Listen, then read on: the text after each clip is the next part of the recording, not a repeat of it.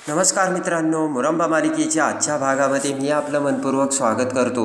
आणि त्यामध्ये आता माही ही रमाला सांगत असते की रमा, मला तुझी प्रत्येक गोष्ट सीमा आंटीने शिकवली. रमा कशी चालते, रमा कशी बोलते, रमा कशी राहते, या सगळ्या गोष्टीचा मला माहिती होऊन त्याचा उलगडा झाला आणि मग मी रमासारखी सगळी गोष्ट करू लागली. मी त्या घरात राहत होते, पण हे कुणालाच माहिती नव्हतं. पण नंतर एकेकाला ते माहीत झाल्याचे माही रमाला बोलते.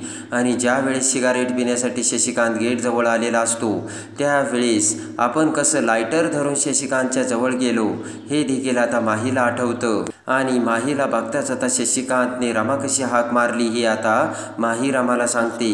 आणि त्यानंतर आई आजी झोपलेली असताना आपण कसे रमाचे भूत बनून आई आजीसमोर गेलो आणि रमा परत आली भूत बनून, असे आई आजीला घाबरवून सोडले आणि आई आजीला कशी चक्कर आली हे आता माही रमाला सांगत असते. आणि त्यानंतर आता बाईक धुत असताना आपण कसे आता आव्यासमोर आलो हे देखील माही रमाला सांगते. आणि त्यानंतर माही म्हणते, मी अक्षय समोर आले. अक्षय आता दारू पिऊन गच्चीवर असताना आता आपण आता सिगरेट पिण्यासाठी कसे गच्चीवर आलो होतो आणि त्यावेळेस लायटर पेटवतात त्या उजेडात अक्षयने आपल्याला बघताच आता अक्षय कसा आता टेरेसवरून खाली पडायला लागला होता आणि आपण कसे रमा बनवून तिथे येऊन अक्षयला वाचवले हे आता माहीला आठवते. आणि अक्षयला आनंद झालेला असतो.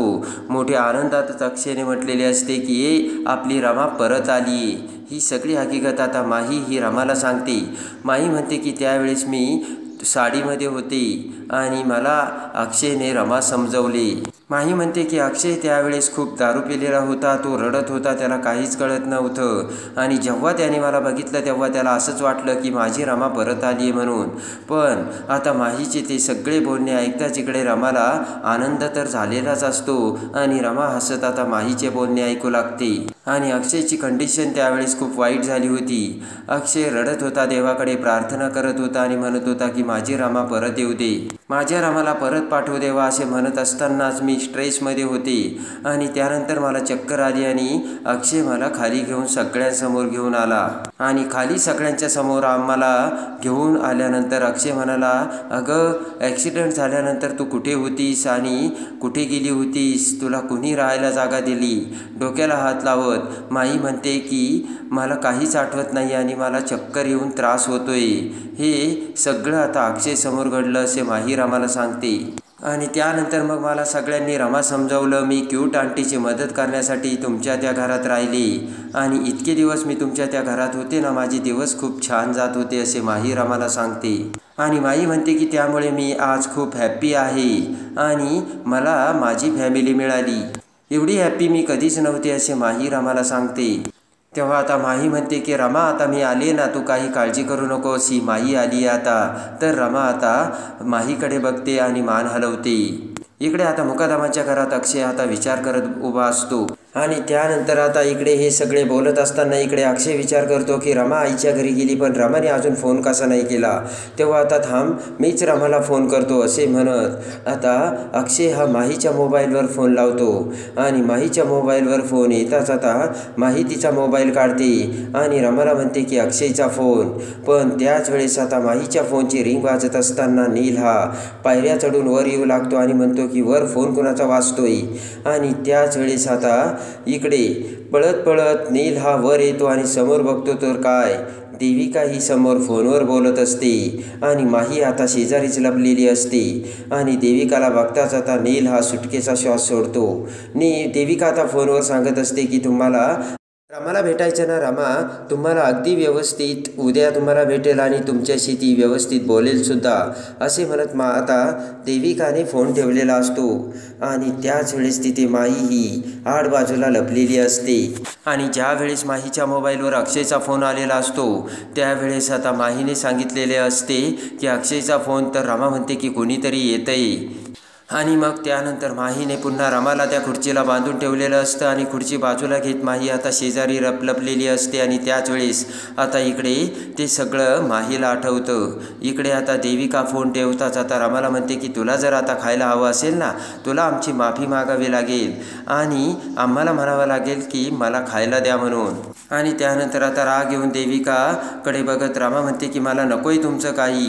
देविकालाही आता राग येतो. देविका म्हणते नील, हिने जर असं खाल्लं नाही तर पुढे ही कशी राहणार. आणि आता नील म्हणतो की मागच्या वेळेस तिच्या जेवणात आपण ड्रगचं औषध टाकलं होतं, पण आता ती काही खात नाही आहे ना, तर आता आपण तिला ड्रगचं इंजेक्शन द्यायचं आहे, तशीही ती काही खात नाही आहे. आणि नील म्हणतो की उद्या आपण हे प्रूव्ह करू की माही ही ड्रग ॲडिक्ट आहे म्हणून. देविकाला राग येतो. देविका म्हणते बरोबर आहे, उद्या आपण तसंच करू, चल नील असे म्हणत दोघीही आता रमाला बाय करतात आणि तेथून निघून जातात. आणि इकडे आता अक्षय हा पुन्हा आता माहीच्या मोबाईलवर फोन लावू लागतो. तेवढ्यात आता दरवाजा उघडून सीमा तिथे येते आणि म्हणते की अक्षय काय करतोय. अक्षय म्हणतो बघ ना गा आई, रमाना आईकडे गेली आणि ती पोचली का नाही यासाठी तिने फोनसुद्धा केला नाही आहे. तर सीमा म्हणते की अरे ती कामात असेल. आणि सीमा म्हणते की असेल काहीतरी काम करत आणि ती आईकडे गेली ना, अक्षय तिला तू कशाला त्रास देतोयस. तर आता अक्षय म्हणतो त्रास नाही ग आई, ती तिकडे गेली तर फोन करून सांगायचं ना, म्हणजे फोन करून मी तिथे पोहोचले असे तिला फोन करायचा. आणि त्यानंतर आता पुन्हा माही ही रमासमोर येते आणि एरझऱ्या मारत विचार करू लागते. रमा म्हणते कसला विचार करतेस आणि पुढे आता आपण काय करायचं. तेव्हा आता माही तिचा प्लान आता रमाला सांगते. आणि इकडे आता अक्षय म्हणतो मीच तिच्या आईच्या घरी जाऊन येतो. आणि अक्षय आता चावी घ्यायला जाताच इकडे सीमा म्हणते की अक्षय 1 मिनटं थांब ना, तू हे असं का करतोयस आणि का जातोयस तू तिच्या आईच्या घरी. अक्षय आता सीमाकडे बघत म्हणतो की आई मला तिची काळजी वाटते, कारण रमाचा काही मेसेज नाही, फोन नाही. तर आता सीमा म्हणते की का उगाच तू एवढी काळजी करतोयस अक्षय. आणि अक्षय म्हणतो हे बघ, रमाचा फोन मेसेज काही नाही आला ना, मग मला करमत नाही आणि मला नाही राहावत. सीमा म्हणते की अरे अक्षय, तू जर आता तिकडे गेला तर ते सगळे झोपलेले असतील, कारण ते लवकर झोपतात तुला माहिती आहे ना, आणि तू इथून जरी कावेरीला फोन लावला ना तरी चालेल. तर आता अक्षय म्हणतो की मग तेव्हा नाही होणार का झोपमोड. तर सीमा म्हणते की मग तिथे गेल्यानंतर सुद्धा तेच होणार आहे. सीमा म्हणते की अक्षय लाव बरं, रमाच्या मोबाईलवर फोन लाव. तर अक्षय आता सोप्यावर बसतो आणि पुन्हा रमाच्या मोबाईलवर फोन लावतो. आणि आता माहीला अक्षयचा आलेला फोन बघून माही तो फोन रमाला देते आणि म्हणते अक्षयचा फोन, आणि मी त्याला सांगितल्यावर का मी आईच्या घरी आले म्हणून. माही म्हणते की तेव्हा तू तुझ्या आईकडे आहे असे त्याला सांग. आणि त्यानंतर आता माही सगळी हकीकत सांगताच रमा फोन उचलते आणि अक्षय समोर आता अक्षयसोबत बोलू लागते. रमाच्या डोळ्यातून पाणी येत असते. आणि आता लगेच फोन उचलताच अक्षय म्हणतो की अगं रमा, कुठेस तू आणि कशी आहेस. तर आता रमा म्हणते मी बरी आहे. अक्षय म्हणतो की पण तुझा आवाज असा काय येतोय. रमा म्हणते की घरात सगळे झोपले ना म्हणून. तर अक्षय म्हणतो ठीक आहे. आणि रमा म्हणते की तुम्ही कसे आहात, बरे आहात ना. तर अक्षय म्हणतो हो हो आता मी बरा आहे. आणि अगं काय ग रमा, तिथे गेल्यानंतर एखादा फोन तर करायचा ना. आणि आता अक्षय म्हणतो काय करत होती. रमा म्हणते की काही नाही, आईबरोबर बोलत बसले होते ना तेव्हा विसरून गेली. आणि आता रमा म्हणते की तुमचा आवाज ऐकून इतकं बरं वाटतं ना, तुम्हाला काय सांगू. आणि तुमचा आवाज ऐकून तर विश्वासच बसत नाही. आणि त्यानंतर आता अक्षय म्हणतो की तरीसुद्धा मी पहिला फोन केला रमा तुला. तर आता रमा म्हणते की नाही, मी घरातून बाहेर निघाली की तुम्ही मला कायम विसरून जाता. आणि रमा रागावत म्हणते की तुम्ही इतके कामं करत असतात त्यामुळे तुम्हाला माझी आठवणच येत नाही.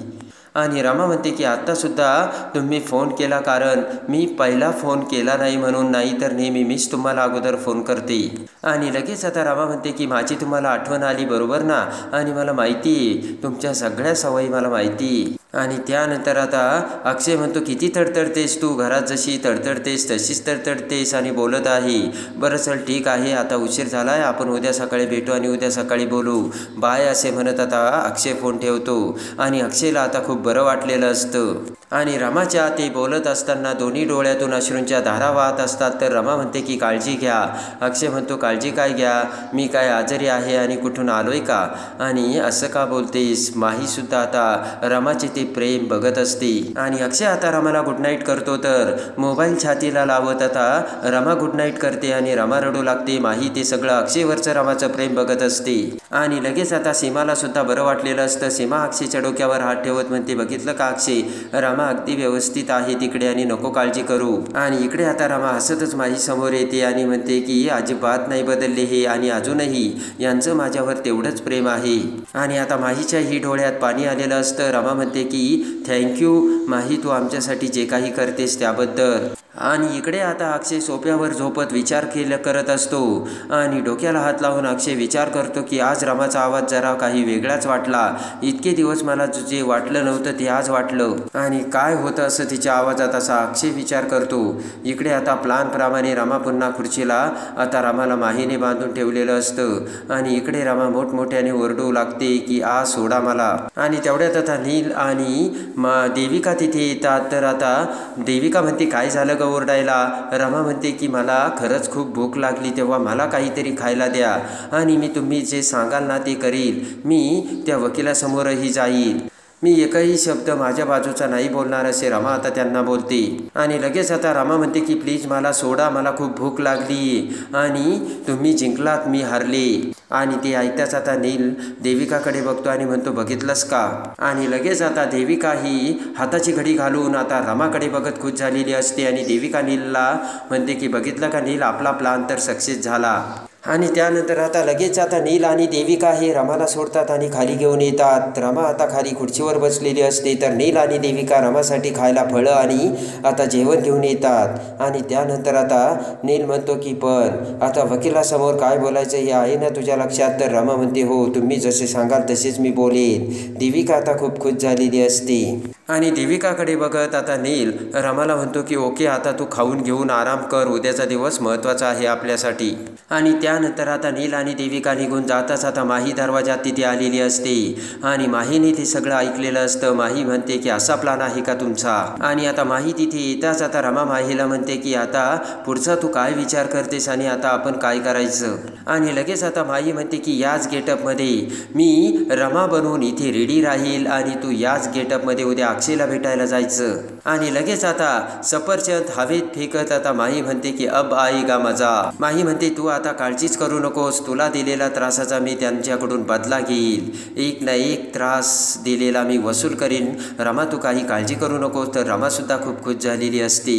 आणि त्यानंतर आता रमा ही माही तर माही ही रमा झालेली असते. आणि आता रमा खरी पाठीमागे लपलेली असते. तर नील पुन्हा ब्रेकफास्ट घेऊन सकाळी आता माहीकडे येतो. आणि लगेच आता माहीकडे बघत आता नील म्हणतो वाव, तू खरंच माही झाली आणि आत्ता हा ब्रेकफास्ट तू करून घे आणि आजचा दिवस किती महत्त्वाचा आहे तुला माहिती आहे ना. तर आता माही मान हलवते. रमा शेजारीच लपलेली असते.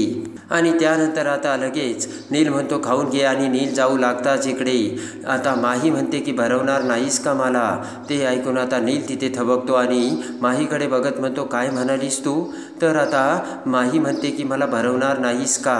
आणि लगेच माही म्हणते की अक्षय तर माझा नाही होऊ शकत आहे मला माहिती, पण आता तू मला नाही भरवणारस का. आणि माही आता खाली मान घालून उभी राहते. तर नीलला खूप आनंद झालेला असतो आणि नील आता रमाकडे बघत म्हणतो की रमा.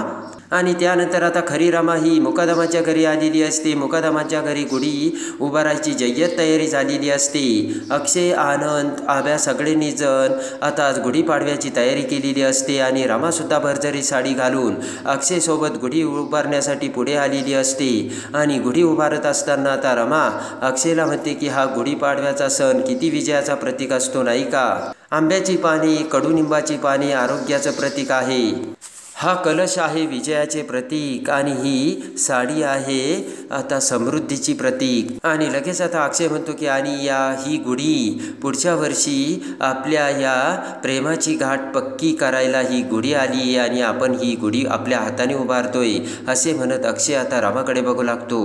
आणि ही गुढी पुढच्या वर्षी आपल्यामध्ये असलेलं नातं अधिक घट्ट करण्याचा प्रयत्न करील असे आता अक्षय रमाकडे बघत बोलतो. तर रमा ही अक्षयकडे बघते आणि खऱ्या अर्थाने माहीने पुन्हा आता रमा अक्षयची हृदयस्पर्शी भेट घडवून आणलेली असते.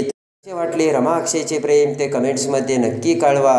आणि आता माही ही नील आणि देविकाची कशी फजिती करते आणि रमा पुन्हा इकडे कशी अक्षयची होते आणि रमाचे खरे सत्य कसे अक्षय आणि मुकादमांसमोर येते आणि हीच आपली खरी रमा आहे असे आता अक्षय आता कसा ओळखतो आणि रमा अक्षयला तिची ओळख कशी समोर आणते.